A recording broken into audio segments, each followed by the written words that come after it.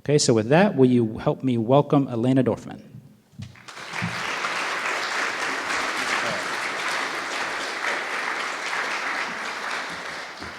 One more thing. If you would, with me, can you turn off your cell phones, please? Thank you. Hello, I want to thank you all for inviting me into this conversation today. I'm going to move pretty quickly through my images because I have a lot that I want to share with you. If you can't see these pictures, let me know if you can't see them well, and we'll turn the lights off. Let's see here. So before I begin showing you my pictures, I'm going to give you like a 2-second overview of the Arab Spring, which of course directly affects the Syrian population that I photographed.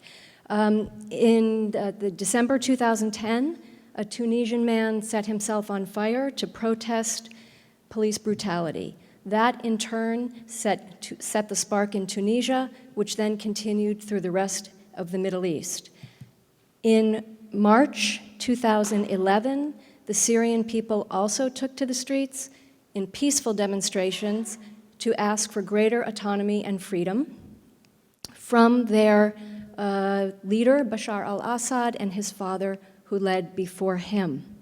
So the Syrian people protested for about 6 months until the Syrian government turned on its people and began to kill them. I have to say, these are not my photographs. I took these from the web just to give you a brief overview of what's going on inside Syria today. This is an unretouched photograph of people leaving the besieged area of Yarmouk, which is outside of Damascus. And if you live in Syria, parts of Syria, this might be what it looks like today. So, this is a woman I photographed, Lilas, her name is. This is Homs. I superimposed her over Homs, which is her city where she had to flee from. So in 2013 and 2014, I was asked by the UN, UNHCR, the Refugee Commission, to go to the Middle East and to help them raise awareness of the crisis through pictures. So I did many things while I was there, but the series that maybe is most significant to me is Syria's Lost Generation, which focuses on the young adults, your age, people who are your age, who are growing up and living through war. And I'll tell you a little bit about each person as I go through. So I photographed in the 5 host countries that have taken Syrian refugees. That's Kurdistan, Jordan, Lebanon, Egypt, and Turkey. And so I moved over the course of a year throughout these countries, photographing and taking audio recordings. This young man I met in the Kurdish refugee camp called Domiz, which is in Kurdistan. He arrived in the section for single men. Mostly people come with their families. He came alone. This young woman had fled with her older brother. Her parents were also supposed to join her. They went in 2 separate cars. At that time, they could go by taxi from Syria into the north of Lebanon. She and her brother made it out. Her parents did not. When I met her, she was still waiting to hear from them. She had heard nothing when I met her. She was, as we all know, the teenage years are particularly difficult in any situation, but during a wartime situation when you've had to flee and lose everything you know and is familiar to you is more devastating. This young woman had been studying architecture. I met her on the side of the road with her family, living in this concrete structure. I saw this everywhere I went. There were structures that had no walls, no windows, no roof, no water, no electricity, nothing, yet many families were living there. So there, what you see is really what she was living in. This young man had been a physics champion in Syria. Again, I met him in the north of Lebanon. He told me that he pretended, he walked around Tripoli, the city where he was then based. He walked around pretending he was a tourist because he couldn't fathom that he was a refugee and that he had been taken from his home and that his family had been dispersed to 3 different countries. He could not register with the UN because he said he didn't believe that he was a refugee. This young man is covering his face because he's scared. So I encountered this absolutely everywhere I went, multiple times a day. People were really petrified that if they were recognized, someone they knew, their family, would be killed in Syria. There would be retribution back in Syria. So he's covering his face in order not to be recognized. It's also important to note that this young man is of army age, so he would absolutely have been conscripted into the army had he not escaped.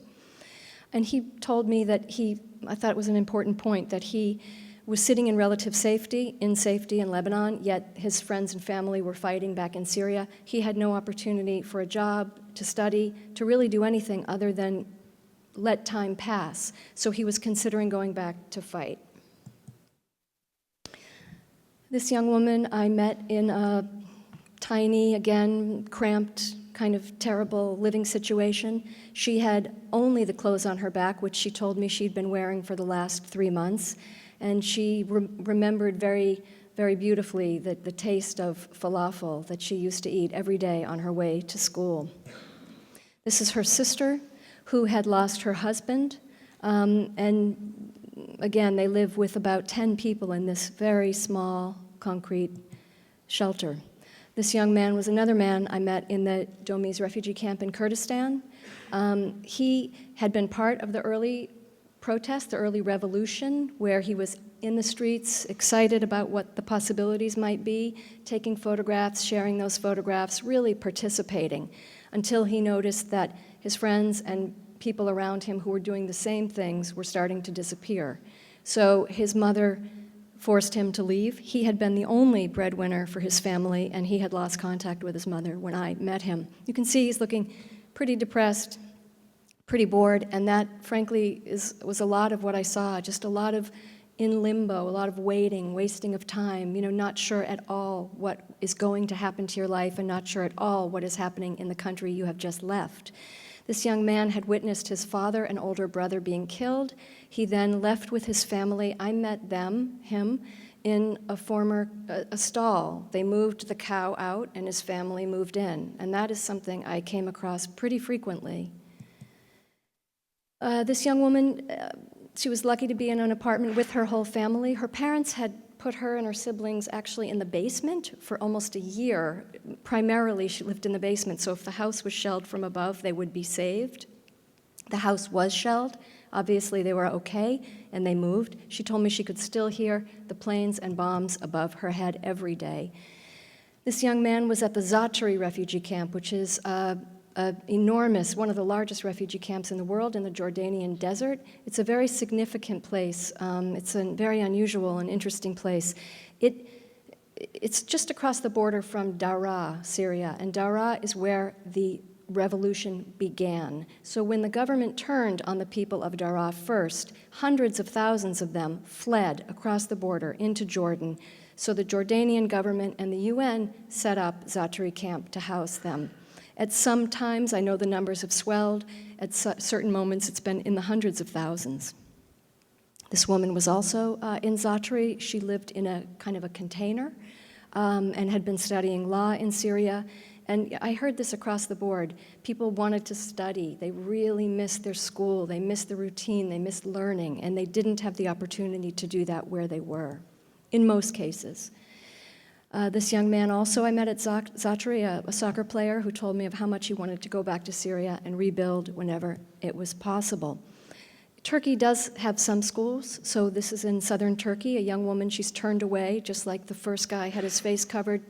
People turned away constantly because they were afraid of being recognized, as is this guy who was conscripted into the army and fled and lived for several months in the kitchen cupboards of his grandmother's house until he could figure out how to get across the border into safety. He did with his cousin, who used his younger brother's ID to show, Syria is lined with checkpoints. At almost every turn you have to stop and tell somebody who you are and where you're going. And so they were able to get out, luckily.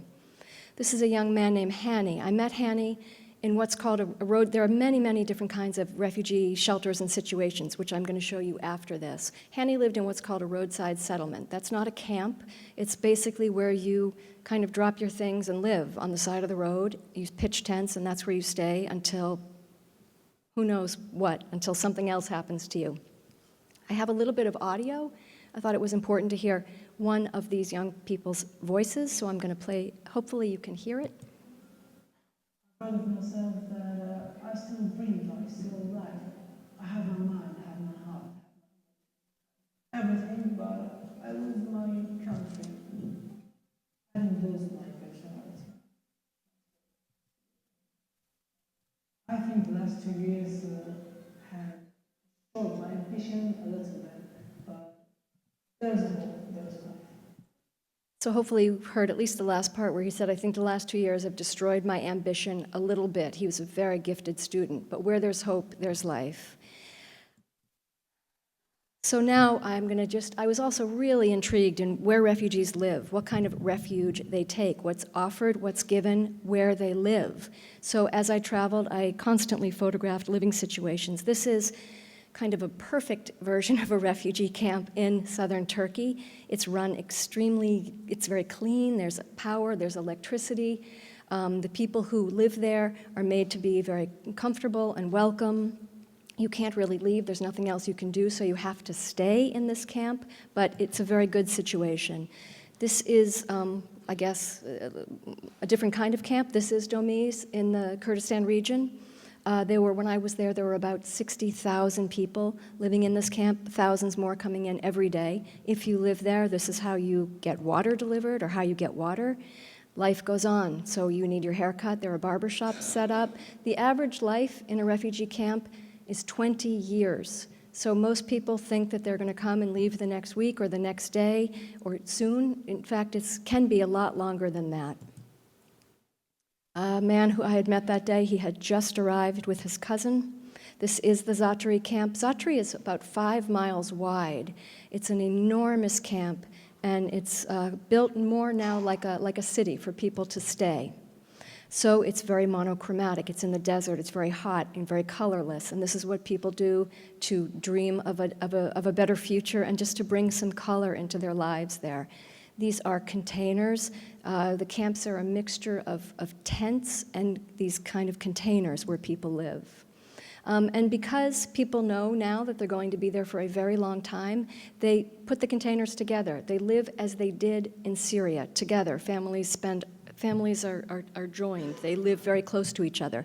So they started, when I was there, to pour concrete floors and make fountains and do things that they would do at home, knowing that they were going to be there for quite a long time. Another vista of the Zatari camp. This is it was a former university. It was not finished. This is just outside of Beirut. About 400 refugee families arrived there needing a place to live, so the country basically gave this university building to the refugees. This is a little girl I met there. People are living everywhere, in the mosques, on the ground, in the rain. If you're sick and you need supplies, generally they're driven up in the car. This is an informal settlement, so generally they're driven up. People are given what they need. They're getting medicine from the back of the car that day. Because you've arrived with absolutely nothing, you need everything. You rely on people for everything. So mattresses are being delivered. People are waiting for their supplies to come. This tiny sort of shape inside was where 12 Syrian refugees were living in Turkey, so they did not live in a camp. They lived in the city. They don't have the right to work or to go to school, so they were pretty miserable, as you can imagine, having to live there. This was a former shopping mall in the north of Lebanon, where hundreds of families, it had been abandoned, hundreds of families found this mall and moved in. They took the storefronts as their homes, and life goes on as it would. Here in front of the storefront, they would pray or rest. This is where the kids hang out. This would be their chalkboard. And as you can see, it's the Al-Waha commercial complex. This is what an informal settlement looks like. So you take any kind of material that's going to give you protection, and that's where you live. The young man, Hani, who spoke, this is where I met him. And if you lived there, that was your bathroom. On the border of Syria and Lebanon, I met this man. He had just walked in, found a place to stay with his wife and infant child. And these kinds of spaces were everywhere. Everywhere you looked, every nook and cranny, particularly in Lebanon, which half its population now is Syrian refugees. These are kids who were at the basement of some abandoned building, people again living in mosques. This had been an animal shelter where a group of 20 people moved the horses and cows out, and they moved in. This little girl lived there. Erbil, in the Kurdish region, 2 widows, because there are a lot of Syrian widows now, brought their children there. As you can see, there's absolutely nothing. It was the driest, dustiest plain I had maybe ever been on. It's very unsafe. That's their water supply. This is a former banana plantation where 2 of the young women I had met for the Lost Generation series lived. This little girl also lived there, as did this mother and her child. This was a storage facility, like where you would drive up and sort of dump your things and close the door and drive away and pay for paid storage. This is where dozens and dozens of families had taken to live because there was nowhere else. Schoolhouse that had been inhabited by refugees. So these are 2 kids that I met living in the schoolhouse. Or potentially you grow up in a box. If you're lucky enough to have an apartment, often they look like this, where they're very dark and dirty. I think the worst case, I saw a family living in an active slaughterhouse. This young man was there. Or a treehouse. Or if you were really lucky, this woman in purple saw you and your village walking down her road, and she invited you to live on her land in her beautiful orchard in the Bekaa Valley of Lebanon, and she built the families these little houses where the kids could be together and they could do homework and have somewhat of a normal life. This was a family of Syrian singers, so they were singing for me. At the end of Ramadan every night, they all came together to have a breaking of the fast meal together. And it was really a lovely situation.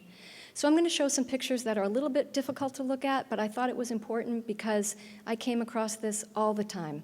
So these were people who were just in the wrong place at the wrong time. This was a university professor. When his university in Homs was leveled, there was no more school, he decided to take in supplies to besieged areas of Homs. He was discovered, and he was tortured by the government for many, many months. I met him in a hospital. Months after he had been admitted, he was still in terrible shape and told me at great length of his torture. So these are people I just ran into wherever I was who had been hit by shrapnel, from barrel bombs, cluster bombs. This man had been working in the field. He was a farmer. He lost his eye. This man was obviously burned when his house was hit, as was this young man. Again, another little girl's face full of shrapnel. So this is somewhat different. This young man, his mother is telling him that she has just learned that his father has died. So he is now kind of the man of the family, I suppose. This young girl hadn't spoken for a year. She had been very traumatized by what she'd seen. On a nicer note, this is a family actually having a meal together. Their young son, who's watching television, is deaf. Often, mostly, the people who need medical help are the first to be resettled or early resettlers. So this family was leaving the next day to be resettled. So I spent the day before and the morning of their departure with them. So only the immediate family can go, only mother, father, children. Extended family, like grandparents, aunts, uncles, cannot go. So they don't actually know when they're going to see each other again. This was a very poignant, teary goodbye. Very bittersweet, brighter future. They moved to Hanover, and I've actually heard that they're doing very, very well. So in closing soon, this is a picture that was not taken by me. This won the Pulitzer Prize this year. This is obviously of migrants and refugees crossing the sea, which everybody has heard about. So I took this picture to illustrate this young woman, Doa, who I recently photographed. Doa was also one of the people who wanted to leave the Middle East and head to Europe for a better life. So she and her fiancé got on a boat in Egypt heading for Greece. Suffice it to say, of 500 people who boarded the boat, 11 survived. She was one of the 11. Her fiancé was not. Over the course of the 5 days that she was on the sea, 3 separate families approached her in the water to give her their children. She was sitting on a tube. She was lucky enough to be sitting on like a little baby tube where her butt could sort of sit inside and her body was out, so people gave her their children to try to keep alive as they died. When she was rescued 5 days later, one of the children was still alive. Hani, you remember the young man who spoke earlier? Here he is on stage just last week in Toronto, speaking to 20,000 people. Hani is legally blind, as are his siblings, so he was also resettled to Saskatchewan. And he's now just been chosen, the Prime Minister Trudeau has put him on his youth council, and he speaks all over Canada on his experiences as a refugee. So I hope I've ended this on a happier note. Thank you very much.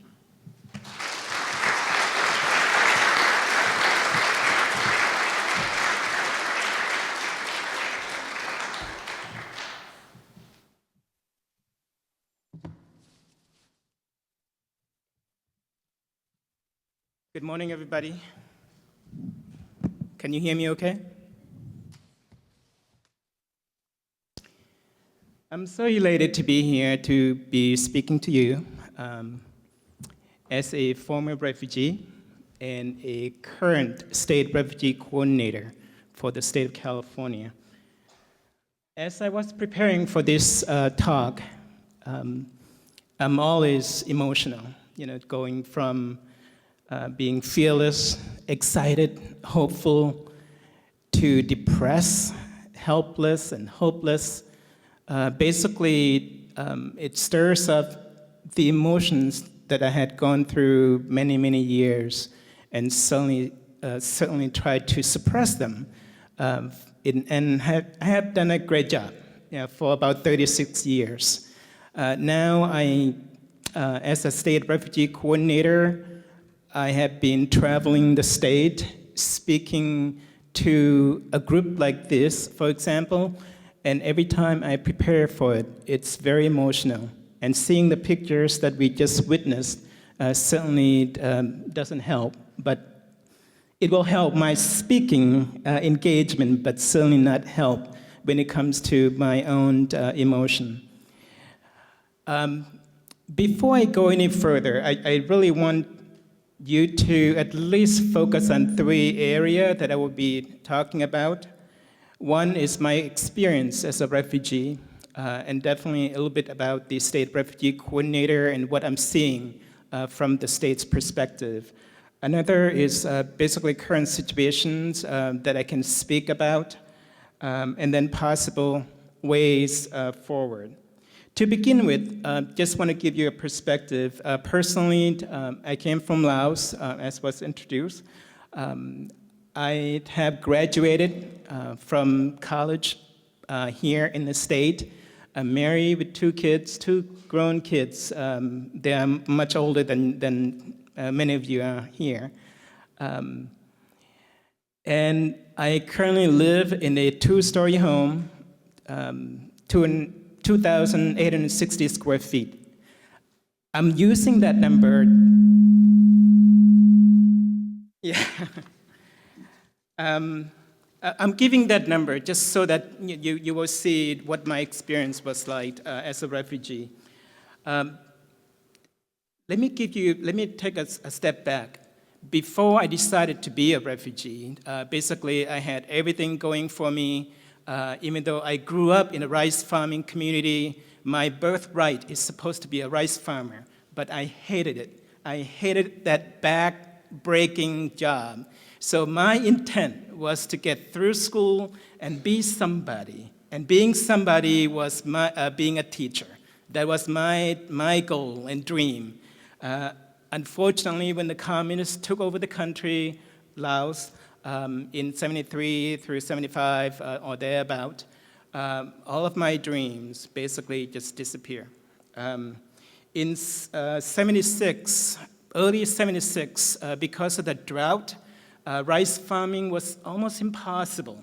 When I saw my mother went from village to village, tried to get food, that was one of the two factors that I thought about. The other one was the Communist Army was drafting young men and women to be part of their team. Those two factors just simply, I had to make a decision. I was the only person from the family to get out.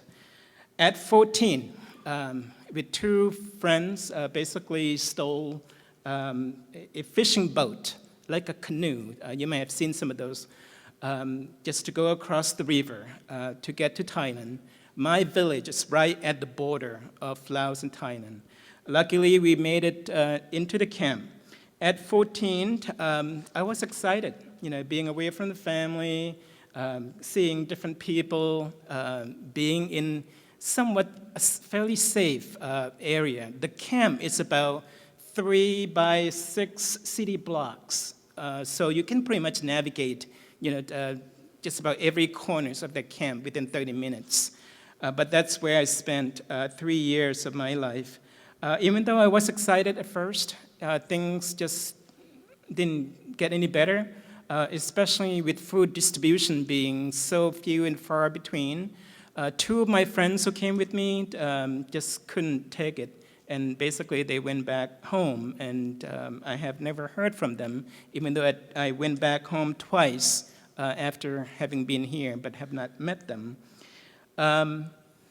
I was lonely most of the time since my friend left, but going from loneliness to being frustrated to being helpless and hopeless, because my thinking was to get to another country. I wasn't planning to stay in Thailand. My thought was to get to Canada, Argentina, because of Pele or some other places that he was playing, Brazil, the United States, if I'm lucky. But things just didn't go well. Towards the end of the year, basically the resettlement in that camp almost came to a halt. And that's when depression for me got kicked in, and I second-guessed myself whether or not I made the right decision to stay in the camp or not going back with my friends. But I toughed it out and really decided, being in the camp and try to make it to another country was the main goal. So I really look at the camp life from a different perspective, instead of the mundane or not having a whole lot of things to do or to look forward to. I just thought that someday I could make it out. And luckily in year 2, that's when I started seeing some of the activities that people were being allowed to go to other countries, including Canada and the United States. So that's when I became hopeful again. Towards the end of year 3, that's when I came with my uncle's family. We got to New York on October 9th, 1979. If you track the numbers, you probably know how old I am by now. On day 1, excited, seeing different things, different people, even though the excitement quickly died because I was so unprepared. I could not understand too many words besides, hi, how are you? And beyond that, I was scratching my head and I was talking to myself with an open dictionary, trying to figure out what people were talking about, right? But by the time I get to, oh, that's what they meant, they were already on their way somewhere else. So anyway, frustrated kick in so quickly. But then again, because of what I learned when I was in the camp, I quickly changed to basically accept where I'm at and decided what I need to do to make it work in this country. And that's basically through education. Remember, that's how I wanted to get out of the rice farming, is through education. So I went back to that mindset that I need to learn English and ditch everything I knew when I was in the camp about the language, because nobody could understand what I was talking about. I don't know why. It could have been me. It could have been the lessons that I learned. It could have been the professors or teachers that I had. But the point was, nobody understood me. So I had to relearn everything. And luckily, in this country, we had books. We had other people that I could talk to. Basically, children's books. Those were the ones that saved my life. So if any of you here are interested in writing books, I highly recommend, encourage you to start writing more children's books because it might save someone like me to pick up the language. Let me just pause there in terms of my refugee situation, but from there, once I pick up the language, I really understood and figured out how to get through the system. Because of my age, I was 17 when I got to this country. I was stuck in the 8th grade, along with other 13-year-olds, and I'm sure some of you have just got past 13-year-olds. But it was one of the interesting period of my life. But I really appreciate what the schools had done from 8th and 9th, even though I didn't finish high school, but I went back and get my GED and went on to college. And I also get 2 masters in years to come. Let me fast forward to year 36 in this country. Being a state refugee coordinator, I'm one of the 50 in the country. Wyoming is the only state that doesn't have a refugee coordinator. Basically, my job is to coordinate public and private resources to ensure that our refugees, our newcomers, get what they need to succeed. And I'll defer some of this to my panel colleagues, Martin Zox, to talk about some of those early or initial placements of our refugees. To make my program work, we have to partner with people like Marty and other refugee resettlement agencies. We have 9 impacted counties in California. Not all 58 refugee impacted. The word impacted means there are at least 400 refugees being resettled in that county. So in our state, we have 9 so far. Refugees are eligible for a lot of services, including some of the public assistance services that you heard about, like CalWorks, CalFresh, cash assistance, medical assistance, and currently, well, certainly in our programs, the refugee cash assistance as well. Let me speak briefly to the current situation related to individuals and families in California. From my perspectives and from what I'm aware of, arrivals in our state have changed quite drastically in the past 3 years. People come to our state from 3 different countries, primarily from Iraq, Iran, and Afghanistan. In the past 3 years, those are the 3 areas where they are coming from, with the exception of 16, the year that just ended on December 30th. We now have more Syrians coming into our state. In terms of challenges of newcomers, language being one of them, but basic needs that I'm referring to is housing. Housing is the most challenge issue for refugees, and I don't think it's for them, just for them alone, but the general public also is challenged by housing. Jobs, not having too many jobs or good paying jobs, and mental health or other health related issues, as you saw in the video, in the pictures. In terms of political challenges, basically funding. Funding for our programs is not sufficient. If you do any research, you probably know that there's not enough funding to go around because of the increase in populations. In our state, we have resettled from 6,000 in 13 to 8,000 in 14 and 8,000 in 15. And this year, we had resettled over 12,000. And this coming year, beginning in October, we are projecting to bring in over 13,000 people. That's a lot of folks to be taken care of. In terms of cultural challenges, I think that's to be expected. Even just going from New York to California, you would see the differences in how we look at each other. Certainly coming from another country to here, that's to be expected. I do want to encourage you to really take this opportunity to learn from one another, and especially from newcomers. Possible ways forward. I'm thinking of 3 or 4 or maybe 5 different ways that we can go forward.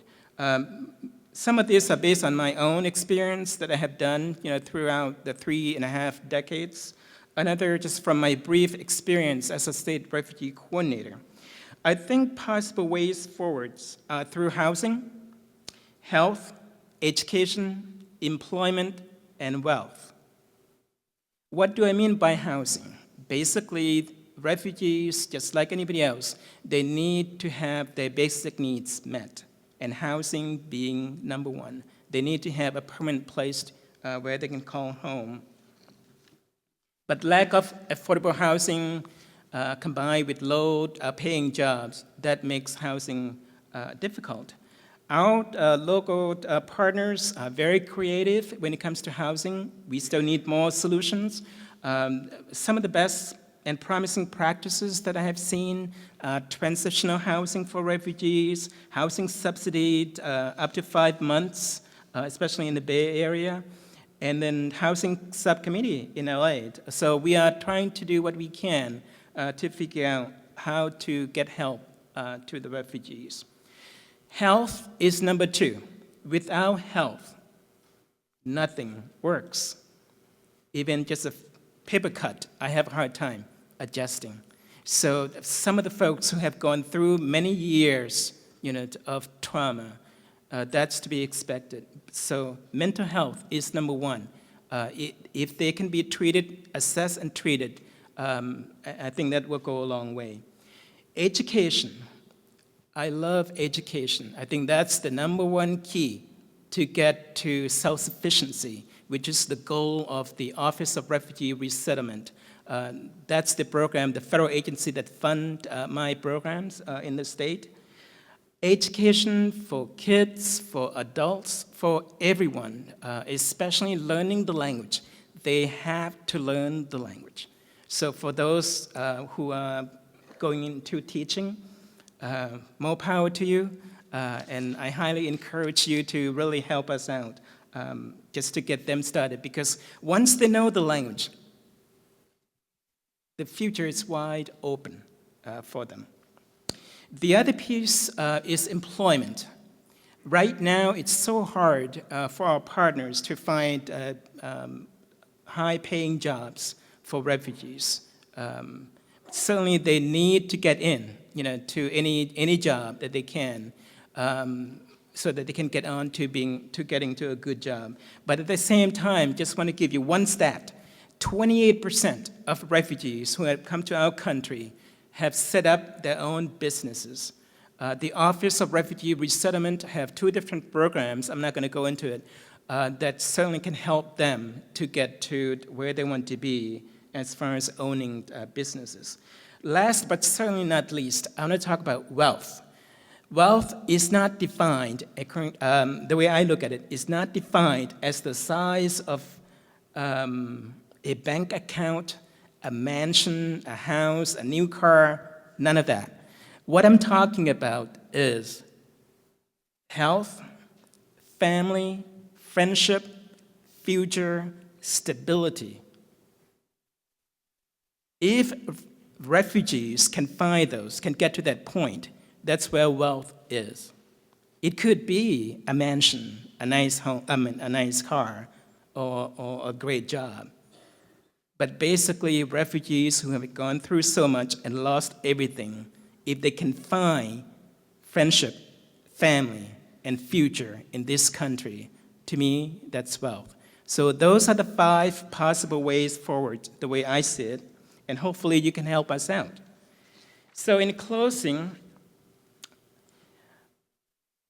to make these ways forward happen, we really need all of us, including you, especially our future, hopefully you can help us in terms of advocating for our programs, showing more interest in our programs, and doing something a lot more than what we could have done. For me, integrating into the American society has been a learning experience. I learn from every opportunity, including this one. Learning English has always been difficult. Even 36 years later, I'm still learning. At this stage in my life and career, I often reflect and wonder why I made it across a dangerous river and into a camp, and why I made it out from that camp, and why I'm standing here in front of you and not somebody else. On that note, let me end my portion of it.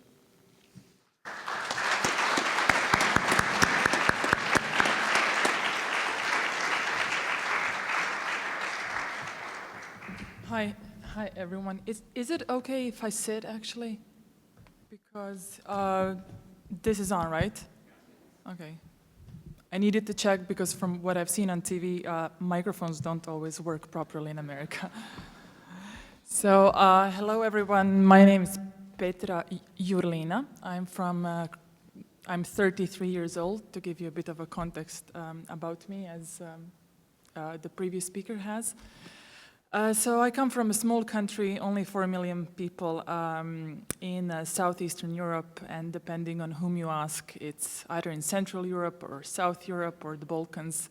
We can't agree because it's a political thing to try to place it geographically. It means you're placing it politically as well. It's kind of shaped like a donut or a banana, and it's on the other side of the Italian coast, so we share the Adriatic Sea with Italy. When I was born, it was a part of the Socialist Federation of Yugoslavia, which was made up of 6 republics, and this federative marriage unfortunately ended in a bloody conflict and a 4-year long war that produced a lot of refugees, some of which were internally displaced people in Croatia, or refugees from Bosnia and Herzegovina, whereas some others found a new home in the States. There's a lot of Bosnian communities in Jersey and Kentucky, or as I have family members from London, UK, to Sweden, to really a few places on this planet since 1992. And why I'm mentioning Yugoslavia just as an introduction, Yugoslavia was a socialist federation, but it was during this Cold War era neither sided with the States nor with Russia, and it kind of tried to work on the non-aligned movement of the third way countries, which was a coalition of many countries in the world, like India, Sri Lanka, Iraq and Libya, and there was a lot of cooperation between these countries during the 1970s, maybe even started in the 1960s. And the generation of my parents and their friends remember well being lucky enough to get landed a job in Iraq or in Libya or in Ethiopia to work on a dam as an engineer, to design a campus in Mosul or in Baghdad. So these were high-paying jobs. And as I said, whoever had a family member working in these Arab countries considered themselves really lucky, because then, you could, I don't know, afford a better car or go to the seaside that year. So I guess for them, for the baby boomer generations, it was so shocking to see decades later these places just wiped off the face of the earth, economically, socially, humanely. And I know for my parents it's so unbelievable to now experience these people from these countries, Iraq and Libya, as kind of the lowest of the low, seeking mercy at the European doorstep, whereas, a few decades later, we kind of looked up to them because they were so, or they were as affluent as we were. So just to give you a bit of a context, because I'm not sure how much you know, so more than 1 million, and I'm sorry that I will be reading parts of this. I'll try to read as little as possible, but I'm trying to cram as much into these 15 minutes. So more than 1 million migrants and refugees. And just as a side note, some people use both words, refugees and migrants. Some have decided politically to use only refugees because they find it discriminatory to try to decide who is an economic migrant and who is a real refugee. I've experienced this with my own peers and colleagues when they're trying to advocate for this family and not for that family, and then they say, these guys are from Syria or Afghanistan, they should have the right to go next, whereas these are only from Eritrea or some other place where there's no active warfare. But to me, because of what has been happening in these some sub-Saharan countries or Afghanistan, which I think officially is not a country in war yet. I looked up just before this to see the numbers. 11,000 civilians were killed in Afghanistan last year, in 2015, and almost 9,000 now. So until September the 20th, 2016. So I guess even though it's not officially a country at war, it's miserable to live there, and it's unlivable. And from what I've experienced talking to people from Iraq and Afghanistan, it's not going to be livable for another few generations to come. So in 2015, as I said, more than 1 million people crossed into Europe, sparking a crisis as countries in Europe struggled to cope with the influx, and created great divisions in the EU over how best to deal with resettling people. Tensions in the Union have been rising because of the disproportionate, as some see it, burden faced by some countries, particularly the countries where the majority of migrants have been arriving, Greece, Italy, and Hungary. And I have to say, when talking about Europe, usually countries want as little people as possible. So like there's always some great fights and argument, but when you get to the bottom of it, the bottom line is, why are we getting 2,000 people and Hungary is getting 2,800? We're a much smaller country, we're at war. 20 years ago, we should get a better deal. So it's always something like this, with an exception of Germany. And I think, I know this is connected with Germany's, I think, very good process of dealing with the past and the burden of the Holocaust. So I think one of the main reasons why Germany has handled the refugee crisis more humanely than other European countries, especially Central and Eastern European countries, is because of this process and the burden of the Holocaust, which has never happened in a lot of countries like Poland and Hungary and Croatia, which are now more right-wing inclined, and the right wing is on the rise. Xenophobic jargon is on the rise. Women's rights, etc., etc. The conflict in Syria, of course, continues to be the biggest driver of migration. But as I said, the ongoing violence in Afghanistan and Iraq, as well as poverty in other countries, even in regions and countries like Kosovo, which used to be an autonomous province within Yugoslavia and now is the poorest place probably in Europe. are leading people to look for new lives elsewhere. So I kind of went into a bit of reminiscence now when Professor Taylor, whom I actually have to thank for inviting me here to talk about this important issue and asked me to talk about competing interests and all the moving pieces that make working on behalf of the refugees so challenging. So this is kind of a little essay, but I'll try to be as understandable. And of course, because English is not my first language, if something is not understandable, you can tell me later.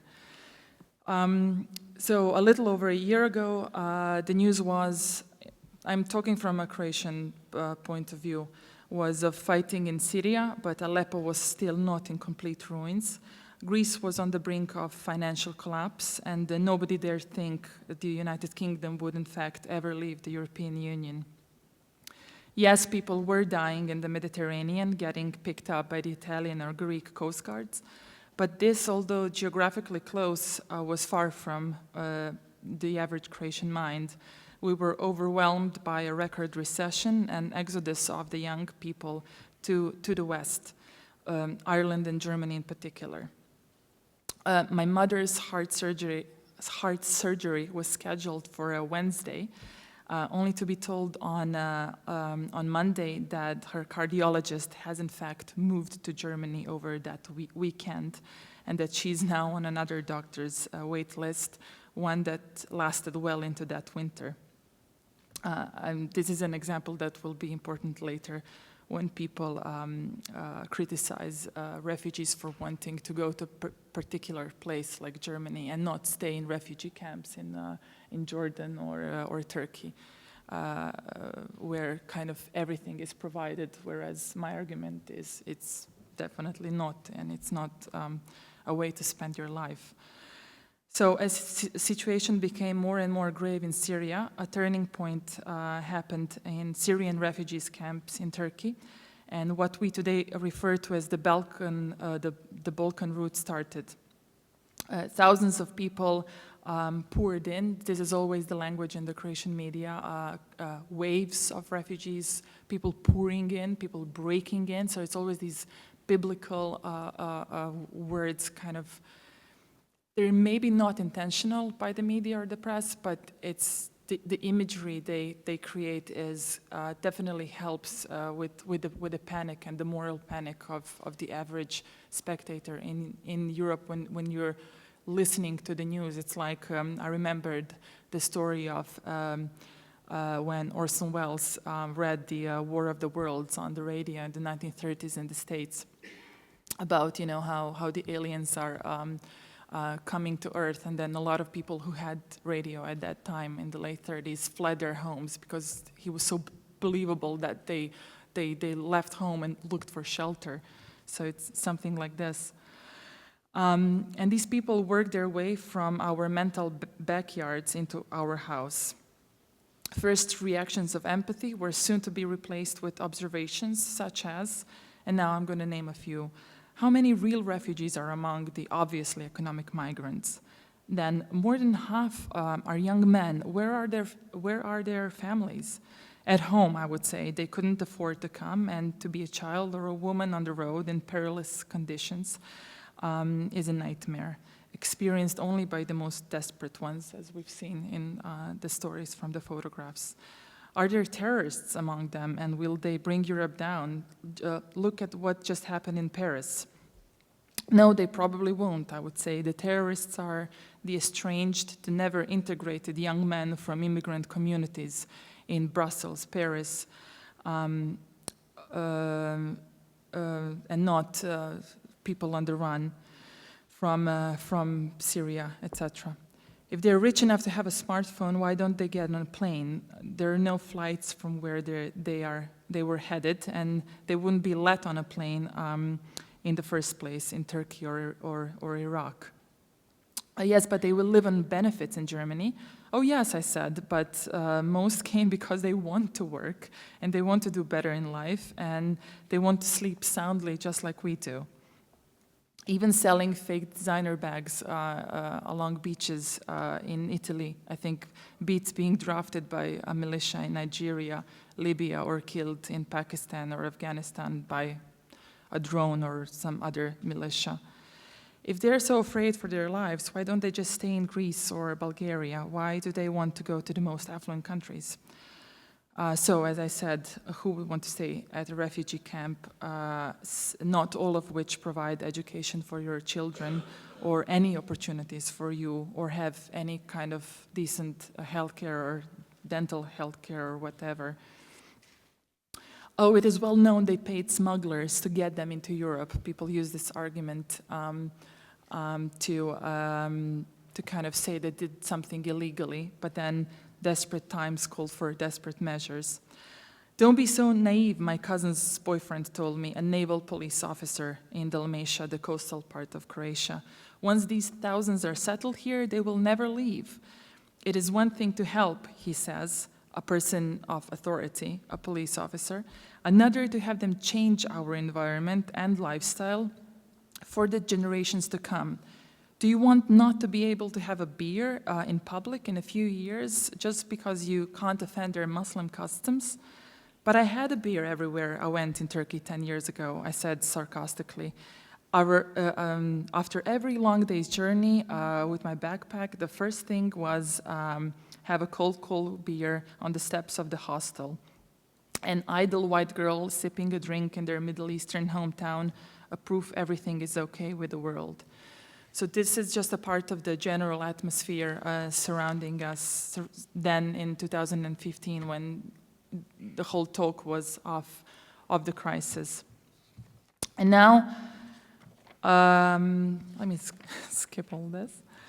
I will talk about the main things for me that 2015 refugee crisis has made clear when it comes to providing aid to people on the run. So I'm not going to differentiate between migrants and refugees.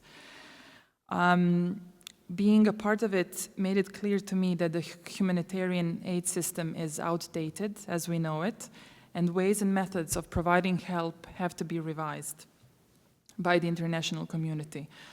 Organizations such as the one I have been working with as well, so the guilt is on me when I talk about this because this is kind of, I realized later, but also such as the Red Cross, the UNHCR even, International Organization for Migration, are very hierarchical, inflexible, robust even, because employees in the field cannot react within minutes. They cannot follow their gut, so to speak, but they have to follow the set of rules defined by the international community. In Europe, it is the European Commission, which is something like the EU government, or specific decisions of the state they're based in, and these states are sometimes extremely xenophobic, like, as I said, Hungary and hopefully not Croatia. And lastly, they have to follow the internal decisions of conduct of their own organizations. So they cannot and don't report misconducts which are not defined as such, as human rights violations. If they do report it, then every action has to be referred to a specific article. So it really doesn't give them a lot of freedom to work with these people or to help them out from their gut. From my own experience, UNICEF working with children was a rare exemption from the case where they didn't follow strict rules on an hourly basis, but they did whatever was possible to ensure, babies were dealt with first, that women had a place to breastfeed in private, even though it was kind of illegal to try to get them into this safe hut or a tent or something because they were on a train, etc. Even last week in Zagreb, a Kurdish family with a week-old baby waiting to be granted asylum in Croatia decided to try to cross into Austria illegally and seek asylum there. Because in Europe, how it works, if you seek if you're caught in a country, you have to seek asylum there, or you're pushed back into Greece or even Turkey, and you want to be as far west as you can before you either caught or you seek asylum. So my argument is basically that for me, morally, a lot of impromptu ad hoc civil initiatives, just to name two from Croatia, was the initiative Welcome and the group of citizens which grew and grew called Are You Serious? Did all sorts of imaginative ways of helping people get to wherever they wanted to get. If they're in Serbia, to get to Croatia. If they're in Bulgaria, to get in Serbia. They connected with similar organizations in Greece, in Italy, which did, yes, sometimes illegal things, but for me, really brave and great things. There's providing education where education is not provided. For instance, in Croatia, even if you were granted asylum, you don't get Croatian language courses at all. They're not provided by the state. And as you said, knowing the language is the key, I guess, a milestone issue of integration in a society. So I have to conclude now. Yeah. Also, another important thing is it's hard to follow. I've tried to track down sometimes the funding that people say they spent on providing aid, and it's not very transparent with big international organizations because they don't differentiate in their financial reports between what they pay for offices, salaries of staff, and direct humanitarian aid. So it's all like a lump sum, and then they say, this UN agency has given $1 billion to migrants and refugees in Europe. And then after 1 month of researching and emailing people I know in Geneva, in New York offices, I reached a conclusion that it was not $1 billion, but 60% less or 50% less, because the other percentage was actually what they spent for local staff or offices. I mean, I don't want to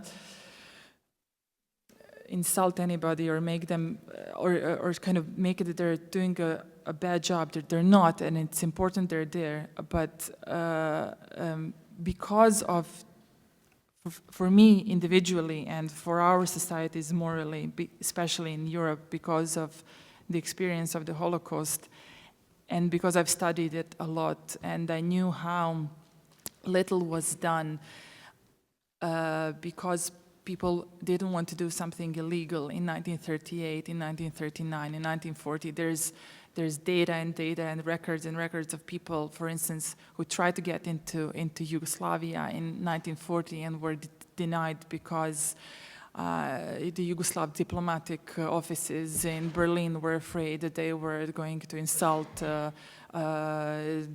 German representation, or I don't know, the British representation, which declined them. So what I'm trying to say as a bottom line is sometimes we have to work from gut and not only from the protocols. And the protocols are beautifully written. Like if you read the UN Convention on Refugees, if you even read the Croatian Constitution, you would think, world is as Immanuel Kant designed it, a place where everybody should have a home, and the next person next to you has no greater right of calling it their own place than you do. But then this September, representatives of European countries met in Bratislava, and they came up with something called the Bratislava Convention. And I'll just read one sentence from it, and then I will end. The migration and external EU borders objective of the Bratislava Convention is never to allow return to uncontrolled flows of last year, 2015, and further bring down number of irregular migrants. Ensure full control of our external borders.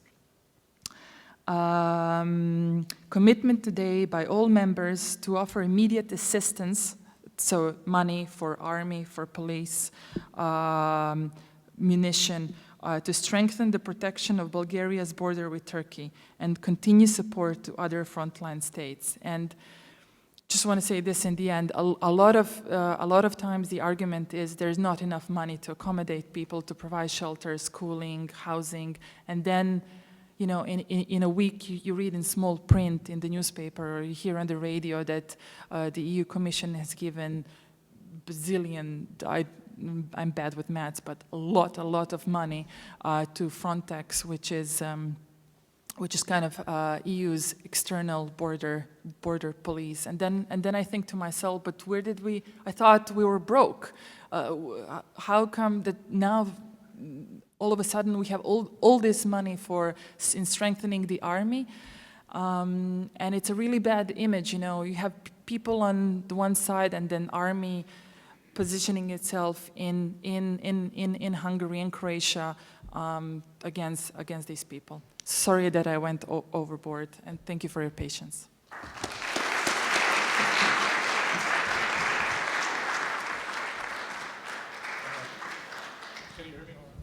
All right, how about now?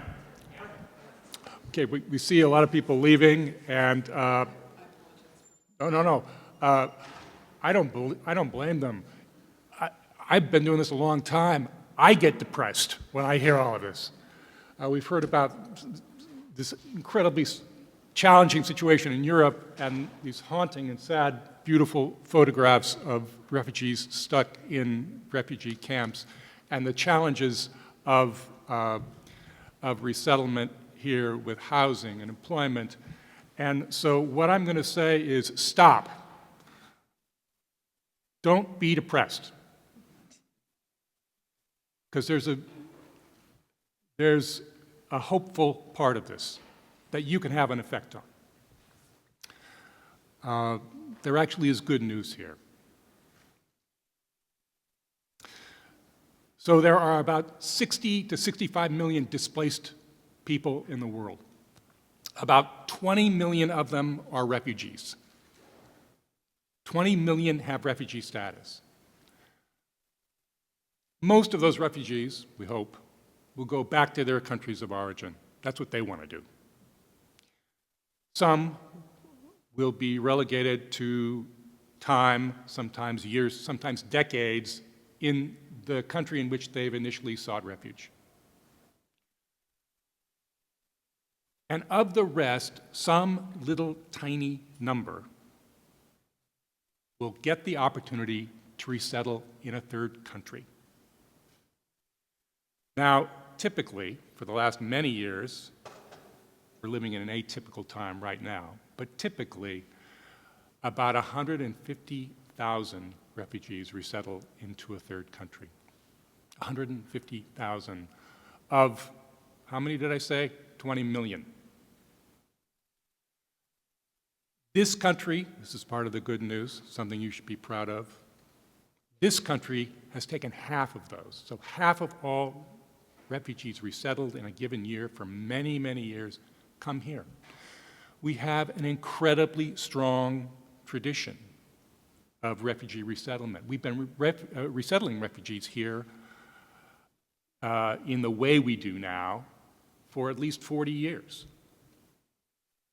And so, despite all the sadness, the legitimate tragedy that creates the refugee crisis in this world, be proud. You live in the most welcoming country to refugees in the world. And you also live in probably the most welcoming state and the most welcoming community in that state. We've been resettling refugees here in Los Angeles for 40 years, before there was the Refugee Act of 1980. This community has welcomed huge numbers of Southeast Asian refugees, in the 70s and 80s and into the 90s. And then in the 90s, Croatians and Bosnians and Serbs coming out of the war in Yugoslavia. And then more recently, in the 2000s, mostly Iranian refugees who come to us in a program called the Lautenberg Program, which has provided the means for persecuted religious minorities in Iran the opportunity to resettle here. Most of those folks are Armenian Christians, and Glendale is the center of the Armenian diaspora. So most of the refugees that have resettled here, and there have been thousands, have been from Iran. And we've gotten many Iraqis and Afghans, especially in the last 5 to 7 years. Some Burmese. We got our first North Korean case this year, and we got our first Cambodian case in probably 2 decades. And this year we have 2 new populations. One is the one you've heard probably the most about, the Syrians. Syrian refugees are now coming in larger and larger numbers. And we're beginning to resettle larger numbers of them here in Los Angeles, but they're being resettled all over California and the country. Right now, we've resettled about 13,000 in the country since the beginning of the Syrian war. 13,000. There are now almost 5 million Syrian refugees. The other population that we're resettling are Central American minors, that's children and youth from Guatemala, Honduras, and El Salvador. You remember about 1.5 years ago, there were large numbers, about 67,000 children from those 3 countries coming to the US and surrendering and seeking asylum. Out of that came a program to get them to avoid that arduous trip north so that they can apply for refugee status in their home country and get refugee status, come here with all the benefits of the refugees. So I do want to give you some of the nuts and bolts of refugee resettlement. So there are 22 resettlement, there are 9 agencies in the country, just 9, that are authorized to resettle refugees. They're all represented either by offices or affiliates in California. There are 22 offices in California. In Southern California, where we are, there are 5 in Los Angeles County, 2 in Orange County, and 1 out in San Bernardino. They resettle all of those populations that I talked about, and they do so under a contract, a cooperative agreement from the State Department. And that cooperative agreement is entirely prescriptive.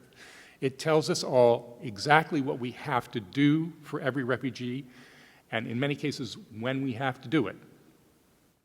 We have to make sure refugees are picked up at the airport, that they have housing, that they have a culturally appropriate meal upon arrival, that they are enrolled in the social service programs that Sisvan mentioned, that their kids get enrolled in school and are immunized, that they get health screenings, they get some cash assistance, that they get connected to ESL,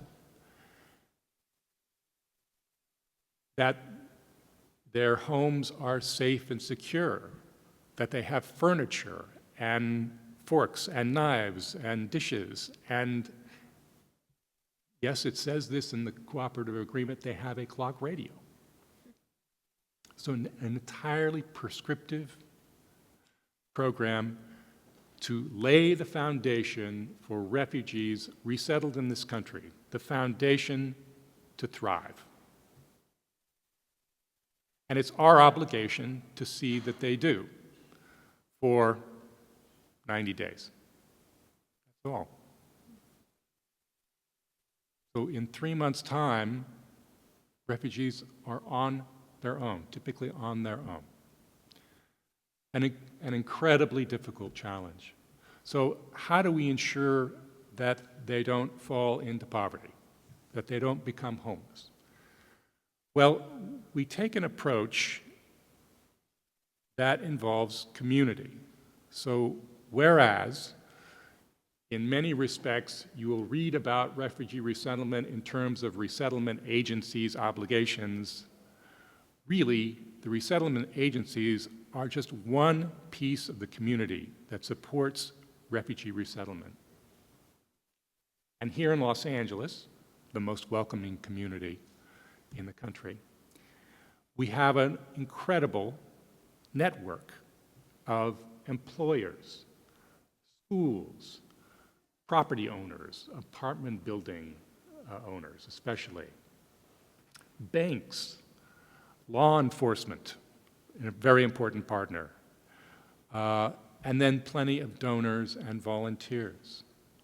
So this is a web of support that carries the burden of refugee resettlement to get to that place that Siswan mentioned, which is the goal for every refugee, which is self-sufficiency. I want to leave time for questions, and I will answer any question for as long as anybody wants to ask. So I'm going to cut this short. But here is what we do. We all do. All of those institutions I mentioned, the resettlement agencies, county government, state government, the feds, the apartment owners, they all do tasks. Those tasks have an effect. And so what we really do is not those tasks. What we really do is transform lives. So the people that come to work for us, that come to volunteer for us, that donate to us, have this unique opportunity to transform lives. So, whereas there are enormous challenges in the treatment of refugees around the world, there are enormous inefficiencies in refugee resettlement, even in this country. There is enormous hope,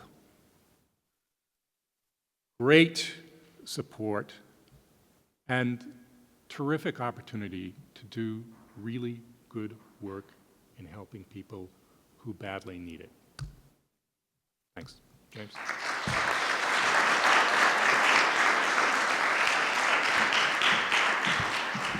Please join me in thanking all of our speakers. Thank you so much to all of you. Unfortunately, we will not have time for formal question and answer, but we do encourage all of you to stick around for a few minutes. Our speakers will be here to answer questions in an informal capacity, and please take some time to view these beautiful photographs as well. Our event will continue, same time and same place on Thursday, so we hope to see you then. Thanks so much.